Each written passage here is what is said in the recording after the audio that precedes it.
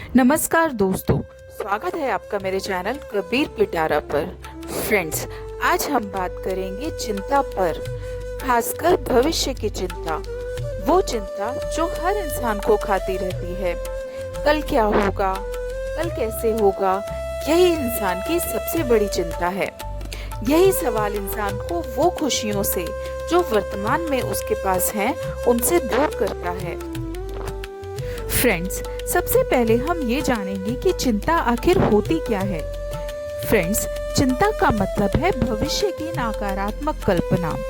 हम बार बार सोचते हैं, कभी ये ना हो जाए, कहीं वो ना हो जाए, कहीं ये ना बिगड़ जाए। असल में चिंता का मतलब है एनर्जी की बर्बादी, क्योंकि भविष्य तो अभी आया ही नहीं।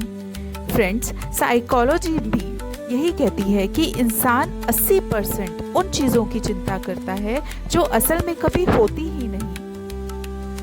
फ्रेंड्स, कबीर दास जी ने अपने दोहे में कहा है, हरि का तू चिंतवे का तेरा चिंतन होए, अनचिंते हरि जी करे जो तो ही चिंत न होए।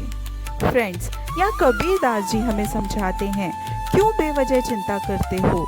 जो तुम्हारे वश में नहीं है उसकी चिंता प्रभु अपने आप करते हैं। मतलब इंसान को सिर्फ अपने कर्म करने चाहिए और परिणाम ईश्वर पर छोड़ देना चाहिए। अब सवाल ये आता है, आखिर भविष्य की चिंता क्यों होती है।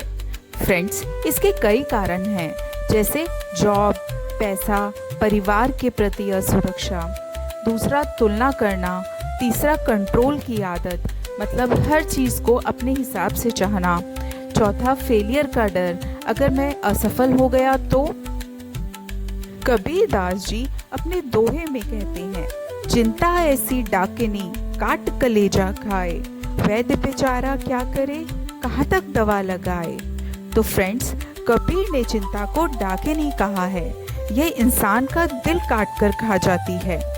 कबीर दास जी कहते हैं, डॉक्टर की दवाई कोई काम नहीं आती अगर चिंता दिल में घर कर ले। कबीर दास जी इससे निपटने के उपाय भी बताते हैं। वो कहते हैं कि कर्म करो, परिणाम छोड़ो, जो तुम्हारे कंट्रोल में है वही करो। सच्चे प्रेम और भक्ति में मन लगाओ, इससे नेगेटिव एनर्जी मिटती है। छोटे छोटे कदम उठाओ और छोटे छोटे लक्ष्य रखो। बड़ी बड़ी प्लानिंग से घबराने की बजाय छोटे छोटे प्रयास करो, जिससे तुम्हारे मन को शांति मिलेगी। कबीर दास जी कहते हैं, ध्यान करो, प्राणायाम को जीवन की दिनचर्या में शामिल करो। वर्तमान पर ज्यादा ध्यान दो कि छोटे छोटे लक्ष्य हैं, उन्हें पूरा करने का प्रयास करो। तो फ्रेंड्स, भविष्य की चिंता करने की बजाय वर्तमान में अच्छा कर्म करो। भविष्य अपने आप आपके मुताबिक चलेगा। अगर चिंता छोड़कर हम कर्म और भक्ति में लग जाएं, तो जीवन सहज और आनंदमय हो जाता है।